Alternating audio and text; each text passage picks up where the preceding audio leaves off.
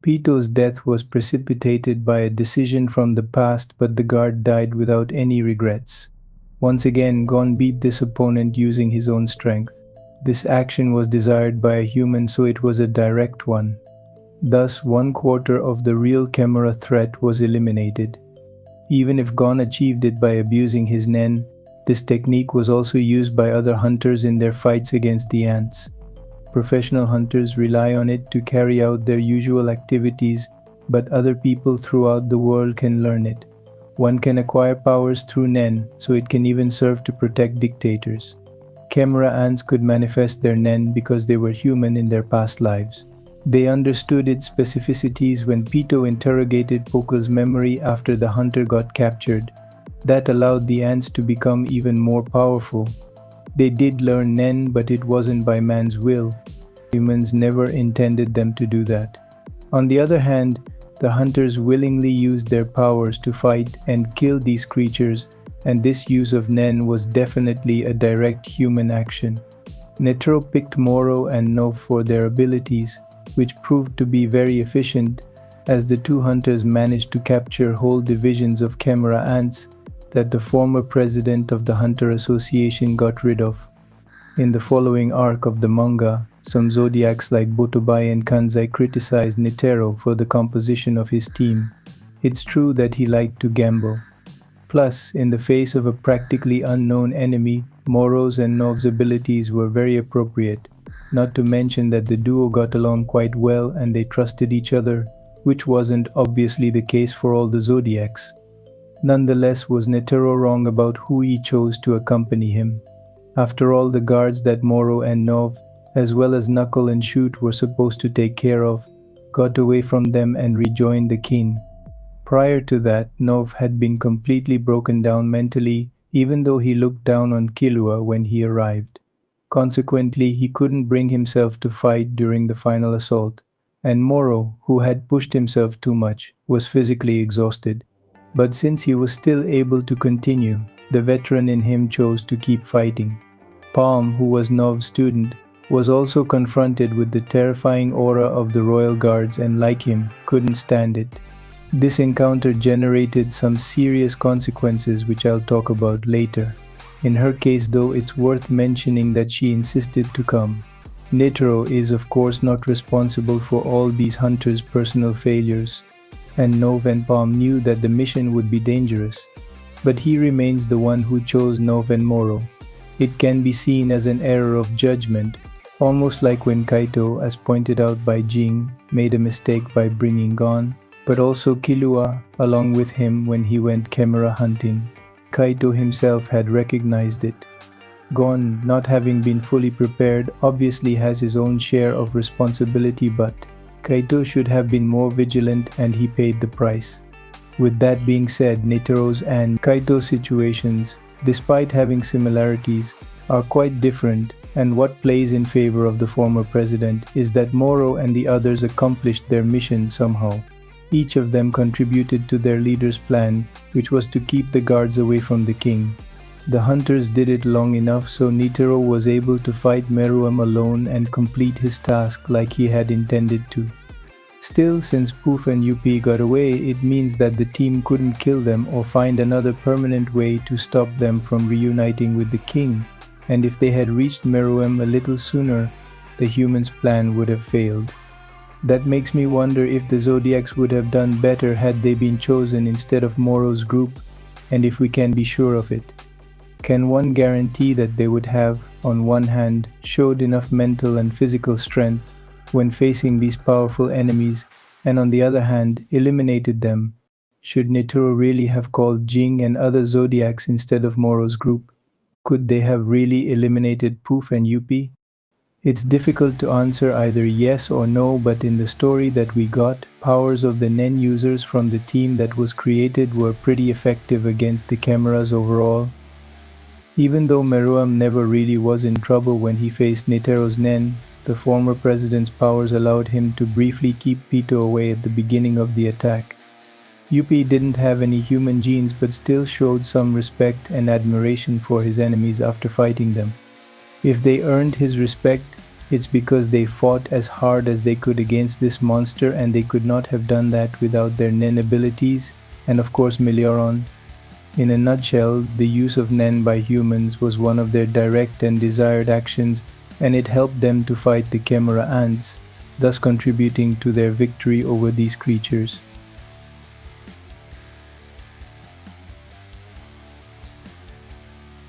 Pouf's and Youpi's confirmed deaths, as well as the apparent death of the king, were due to the poison contained in the rose bomb that Netero had inside his body. It was man's last resort against the ants, and just like with Nen, its use was intended.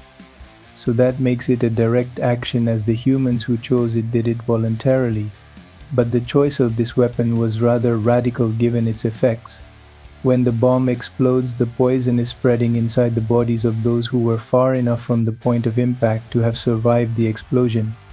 Their contaminated flesh then starts producing new poisons, causing the victims to die slowly. Meruem was right next to Netero when he detonated the bomb. He was more or less alive after he suffered the deflagration, and he got contaminated by the poison. It got into Pouf's and Youpi's organisms as well when they got close to the king, or even right before that, when they rushed towards the blast. Sadly, their poisoning and their deaths happened because, as loyal servants to the king, they had to be by his side, and this is how the rest of this ultimate group of Chimeras was neutralized. The outcome of the conflict became clearer when, later on in the story, Meruem touched Palm's Nen and learned about his fate. He capitulated by announcing humans' victory, despite having beaten Netero. So Chimeras lost the overall battle, not to mention that other than those who had switched sides, managed to escape, or had never served the king inside his palace, most had been killed.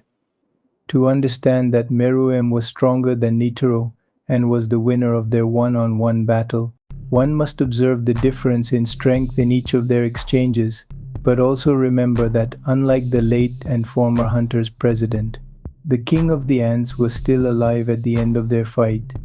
Yes, if Pouf and Youpi hadn't located and rescued him in time, Meruem might have died, but even though he was at the center of such an explosion, he was so tough that it wasn't enough to kill him instantly. And above all, Netero had admitted defeat by revealing to the king his real name. It was what they had agreed on.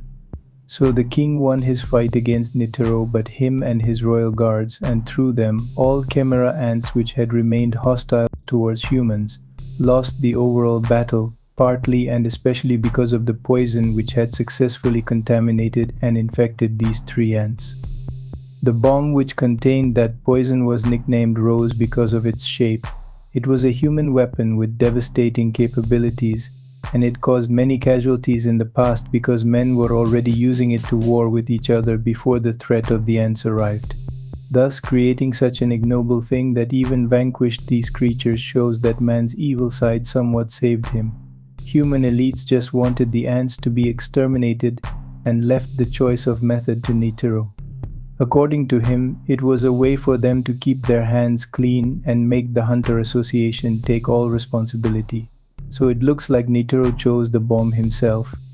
Considering the fact that this weapon had already been used multiple times to take the lives of so many humans in the past, there was no reason not to use it again, but this time on insects. But Netero was aware that Chimeras were partly human, so he decided to proceed with his mission before being overwhelmed by doubt. When it comes to creating weapons or finding other ways to fight, humans never run out of ideas, and this is reflected in Netero's last words to Meruem, when he told him not to underestimate the malice of mankind or its potential for evolution. On one hand, I see in these words a more general message about humanity and its tendency to never give up in the face of evil or adversity, which is typical to shonen stories where characters persevere until they surpass themselves or solve the problems they are confronted with. On the other hand, Netero's statement, when put in the context he was talking, was like a warning to Meruem, who was criticizing, and rightfully so, human individualism. Humans may not be perfect, especially when compared to the king of the Chimera ants, who was kinda describing himself as the ultimate being, but they are resilient and very resourceful. They can adapt or evolve according to the situation. They can also exploit their imperfections or vices, like they did here with the rose bomb, an underhanded and genocidal weapon loved by terrorists. Of course, its utilization to massacre entire populations was not a virtue, and some passages of the manga did allude to the fact that humans, because of it, and in a general way, were worse than Chimera ants. However, I noticed that not only was Nitro honest enough to acknowledge man's evil side, he also showed enough determination and dedication to dirty his hands and give his life for the rest of mankind.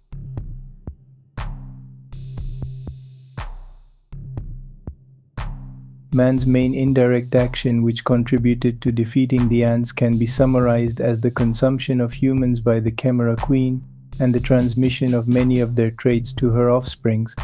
This event occurred independently of humans' intentions, but those were their genes which influenced the ants. They also acted directly by counter-attacking with the help of Nen and the Rose Bomb, which ultimately led them to victory. These facts explain how mankind has won and can serve as a conclusion to this essay. But I still have some points to make. In a context of war opposing two sides, man's influence on the ants has been essentially negative if we see things through the lens of a Chimera ant which didn't receive any human genes. So logically, from the point of view of humans who didn't interact with Chimera ants nor saw them as enemies, it's the opposite. Humanity benefited from all the problems that the ants ran into. These complications were positive for mankind. Now let's analyze case by case and outside of a context of war, some chimeras or groups of chimeras who have been influenced by their human side. They are kinda in between normal ants and regular humans, and as we are going to see, the nature of their human influence is not always the same once we take their point of view and or personal experience into consideration. Meruem showed affection for Komugi. Having this feeling is something good, but here, it turned out to be detrimental, maybe not to Meruem, the person who just wanted to be with Komugi, but to the king of the Chimera ants that he was also incarnating, as well as to its species. Pouf was very jealous of Komugi. This feeling, already considered a flaw among humans, even led the ant to make a serious mistake during the battle against humans, so it had a negative impact. Many soldier ants were individualists and were not behaving like social insects. Many lost their lives because of it, so their human influence was negative too. Meleoron, after recovering his memory, expressed his desire for revenge against Meruem, and the contribution that he made to the hunter's assault helped to stop the king. Here it depends on what one thinks about wanting revenge and actually taking action. Ikalgo, who was moved by Killua's words, decided to save him. At first he didn't want to betray his fellow ants, and this is what made Killua tell him that they could have been friends. Later on in the story, once he realized that they had really become friends, Ikalgo joined Killua and the others, so he ended up betraying the Chimeras anyway with his switching sides. But it depends on what can be defined as a betrayal. Even outside of a context of war, switching to the opposing side can be considered as such. However, from Ikalgo's point of view, Killua was his first friend, at least in his Chimera ant life. So is that still a betrayal if Ikalgo, who didn't have any strong bonds within his group and seemed to only stay with the ants out of a sense of duty, one day chose to leave so that he could open up and share with real friends? Here again, each and every one can decide for themselves. Chimera ants discovered and used Nen after their encounter with human practitioners of this technique, but the role those hunters played in awakening the ants' Nen and their learning how to use it allows me to consider that human involvement as an indirect action, like the transmission of human genes. It's another form of human influence. Gon and Killua awoke Ramot's Nen after they attacked him. The same thing happened when he hit Koruto and many other ants. This puts humans at the origin of these ants awakening their powers, but the two boys caused this situation involuntarily. Indeed, whether or not they could have known that since Chimera ants had human genes, it was possible for them to learn Nen, they could have not anticipated that their opponent was going to be saved at the last moment by his commander. Without Koruto rescuing his soldier, either. Kaito would have intervened, or Gon and Killua, with some extra efforts, would have eventually beaten Ramot, just like the other ants ranked lower than division commander that the trio was going to face afterwards. What I mean by that is that even though they showed their nen to their enemy and hit him using their powers, they didn't intend to let Ramot go. One of them would have finished him off in the end, and he would have never known nen, let alone used it. About Pokul, he got captured by the ants, and what he knew about nen was revealed against his own will. Thus Chimera ants were able to strengthen their knowledge and better understand the powers many of them were about to enjoy thanks to Ramot. So during those two incidents, Gon and Killua hitting Ramot, and the extraction of Pokul's valuable information, man involuntarily allowed Chimera ants to discover and learn nen. It's also worth mentioning that before Pokul's capture, Pike, one of Zezan's soldiers, had understood how his power worked, and basically the concept of nen as well, without knowing the name of this technique. This is just another example of nen exposure to the ants in which mankind was involved, however, without having had any intentions of teaching it to these creatures. And if Pokul had run into them in the first place, it's because he was one of the first hunters and other volunteers who were supposed to take care of the ants.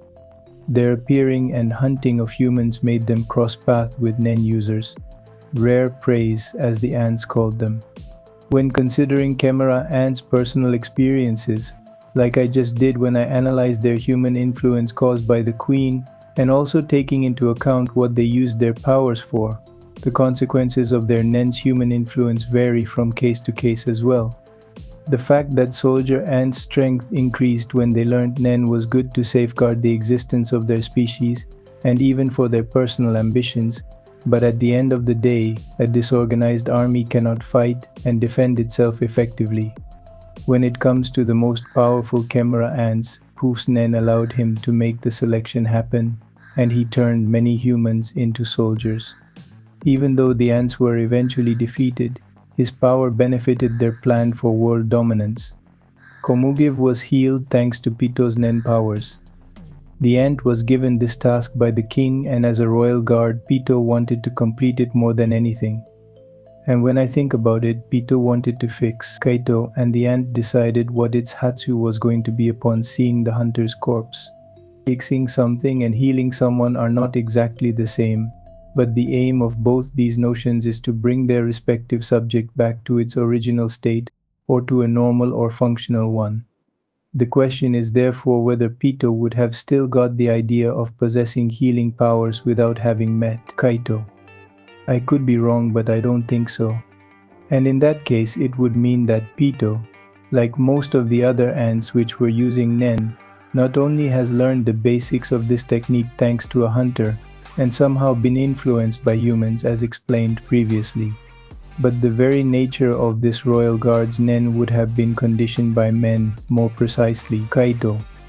About Youpi, the fact that he was made of a beast instead of a human resulted in him having only little consideration for himself. However, his fight against the hunters made him evolve a lot, and he could no longer see things so simply. Youpi learned to reason, which gave him a better understanding of how to use his powers. He was then able to compartmentalize his rage. He found out how deep his nen was thanks to his enemies, so his powers were influenced by an interaction with those humans, and the evolution of that ant was as psychological as it was physical.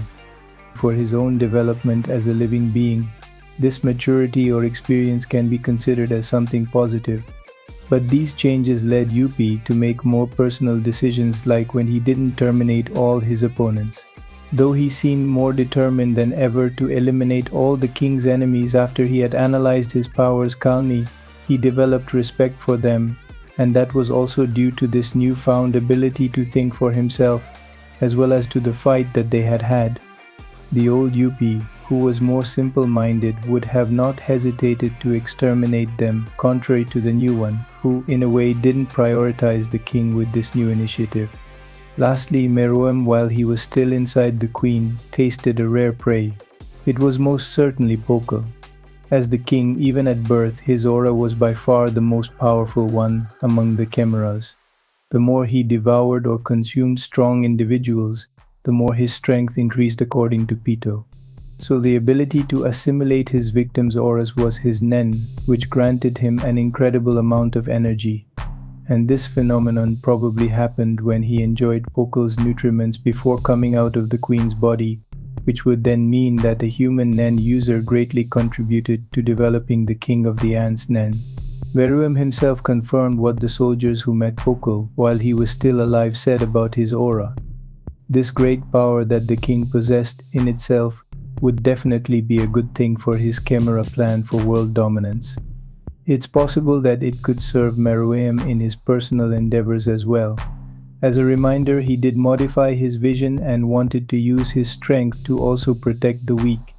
His mentality had evolved, and that was another way to use his power and understand the concept of strength. Nevertheless, Nitero pointed out that Meruem's two personalities could not coexist. His terrifying strength and the nature of his nen implied that he might always crave for more and more power. All of this makes me want to think that his nen was perhaps more in line with his ant side than his human side. Therefore, if he still wanted to use his strength to protect, rather than just destroy, he would have had to truly master himself and his power, or to put it differently, to repress his impulses. Maybe he could have achieved that by practicing self-control or staying permanently with someone who didn't have those strong desires and whom Meruem cared about regardless. The king did appear serene at times, like a protector would when he was with Komugiv, so she could be the key to keeping him that way. To conclude this part, I remark that neither Meruem's, nor Pouf's, nor Youpi's nen could prevent any of these elite Chimera ants from getting contaminated and infected by the bomb's poison. But since Pitou, the other strongest Chimera, died without being exposed to it, we can speculate about this ant. Logically, as Meruem himself was poisoned, so would have Pitou. In any case, it's important to keep in mind that even if contaminated, Pitou still had healing powers, unlike the other three. And to kinda stay in the medical field, I would like to say in this next analysis that in the conflict between humans and chimeras, both sides acted as a sort of infectious disease to each other. Chimera ants as a species threatened that of humans. These creatures became a calamity which had three forms. Each form required the ants' expansion at the detriment of mankind, because humans saw their own population decrease as a result. First there was the queen of the ants' voracious appetite, which was caused by her tasting human flesh. Then came many soldier ants' desire to imitate the king. And finally the king himself, his royal guards, and their supremacist project. In each form, humans' transformation into Chimera ants represents their contamination. The victim's new aspect symbolizes the infection, and any potential killings and other deaths caused by the ants show how deadly the infectious disease can be.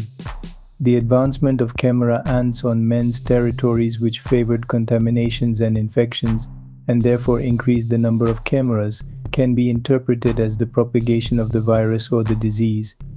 All of this explains the threat that Chimera ants represented for humanity as a whole, because all humans without the hunter's intervention faced in the long term either the risk of genocide or that of extinction, depending on the case.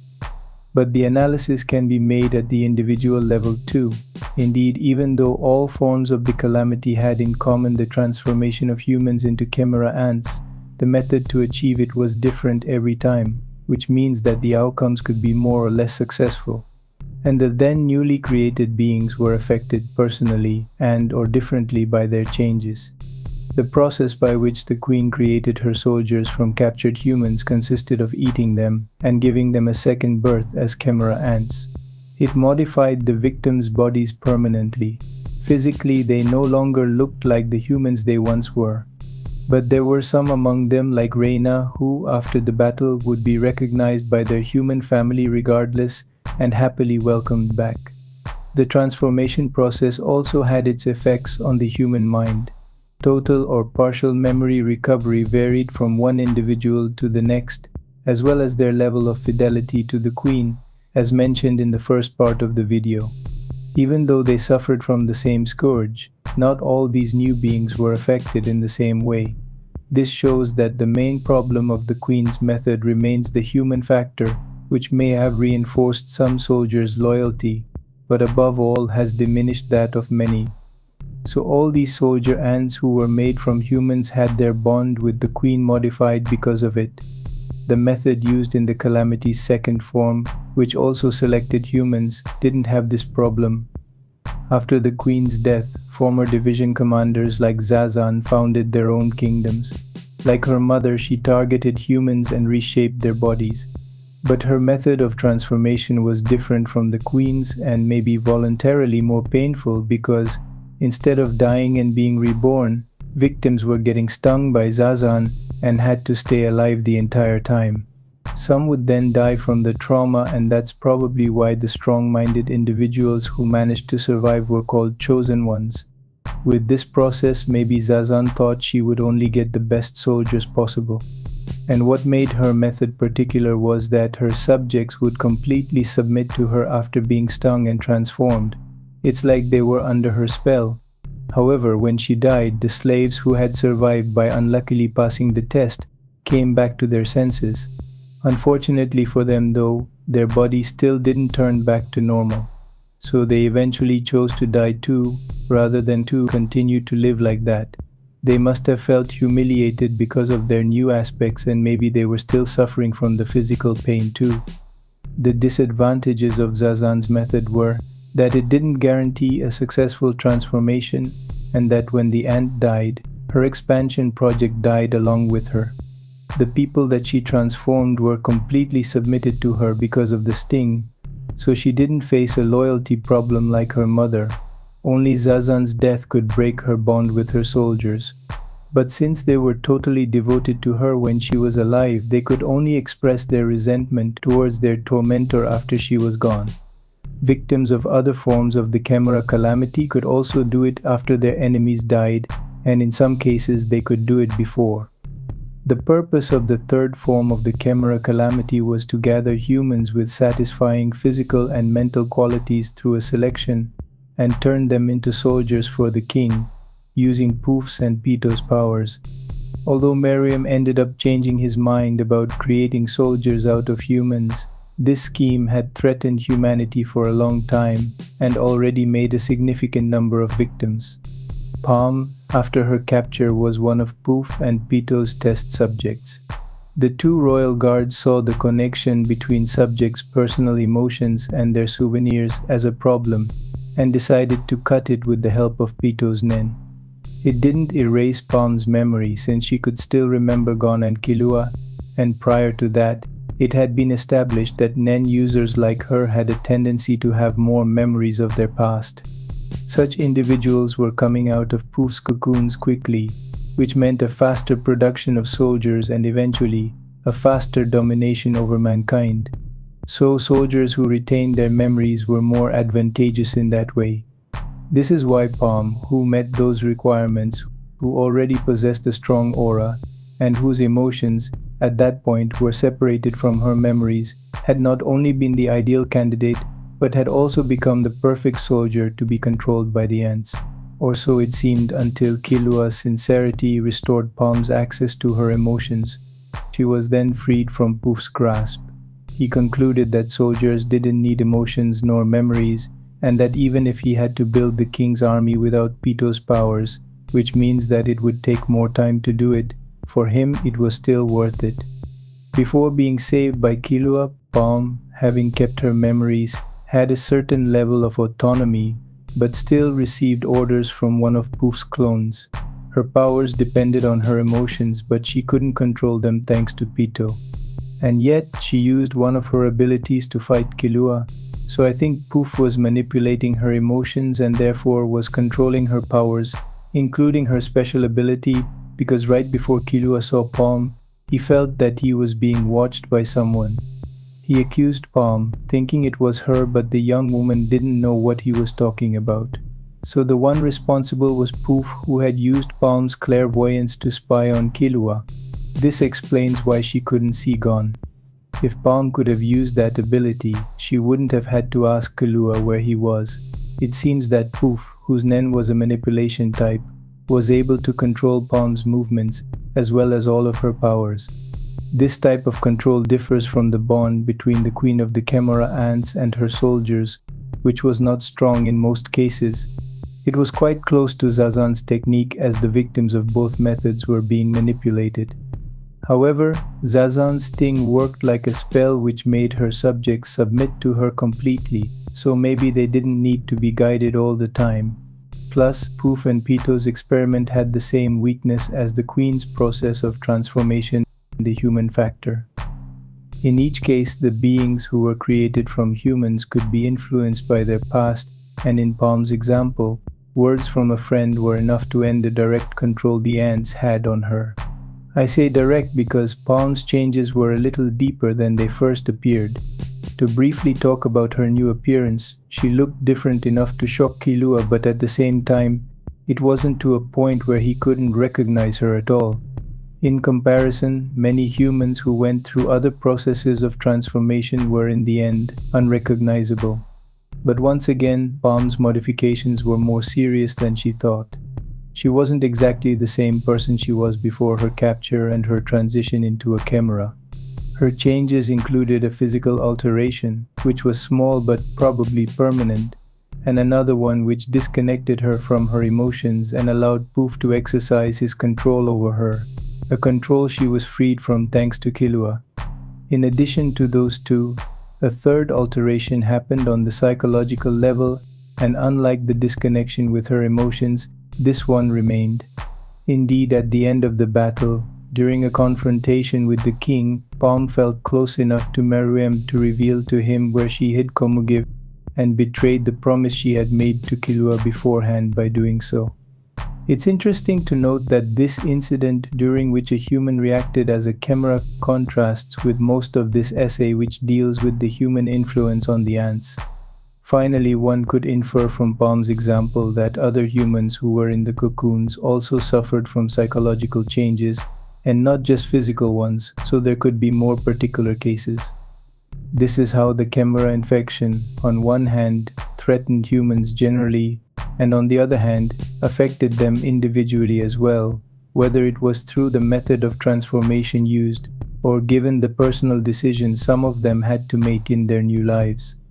In the human body, there is something called the immune system, which has the task of defending the organism against exterior attacks such as infections. Chimeras were a sort of virus that attacked human bodies and territories. Men defended themselves by sending hunters to eliminate the ants.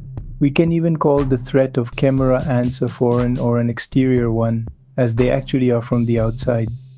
However, as demonstrated throughout this essay, humans have unwillingly had a notable influence on chimera ants, and that can also be compared to a disease and its spreading.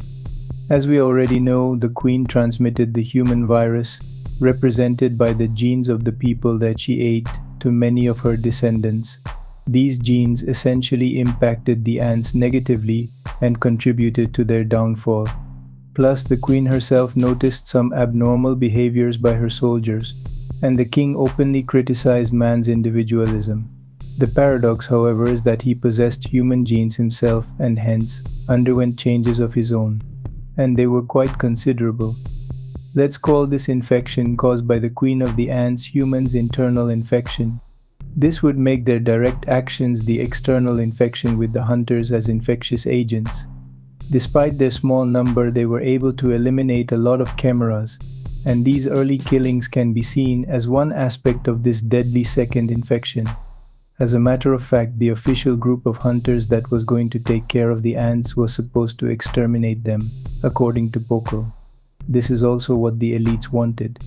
And to make the comparison with a disease or a virus even more pertinent, I will add that the access to the king's palace, which was very important to the hunters and their mission, was made possible thanks to an entry created with Nov's power.